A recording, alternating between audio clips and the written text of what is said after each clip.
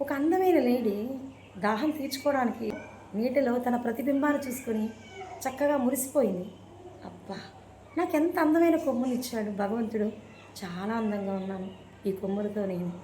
అదేంటి అని కాళ్ళు చాలా పీలగా సన్నగా ఉన్నాయి. నాకేం నచ్చలేదబ్బా అని బాధపడింది. ఇంతలో ఒక పులి గర్జిస్తూ విను భయంతో పరిగెత్తింది. దగ్గరగా ఉన్న పొదలో దాక్కుంది. ఇంకా దగ్గరగా వినిపిస్తుంది. ప్రాణభయంతో పరిగెత్తుదామనుకుంటే కానీ తన యొక్క కొమ్ములు ఆ పొదలో ఇరుక్కుపోయినాయి. బయటికి ఎంత వద్దామని ప్రయత్నించినా కూడా రాలేకపోతుంది. అమ్మో, ఈ పులి నన్ను తినేస్తుందేమో, ఈ కొమ్ములు ఇరుక్కుపోయి బయటికి రావడం లేదు అని భయపడింది.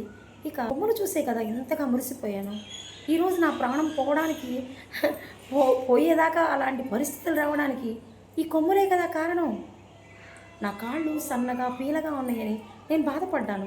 కానీ వాళ్ళ ప్రాణంతో ఉండడానికి ఈ కాళ్ళే కదా వేగంగా పరిగెత్తి నన్ను కాపాడిని. లోని లోపాలని ఆలోచిస్తున్నాం, కానీ మనలో భగవంతుడిచ్చిన శక్తి సామర్థ్యాలని తీసుకోలేకపోతున్నాం.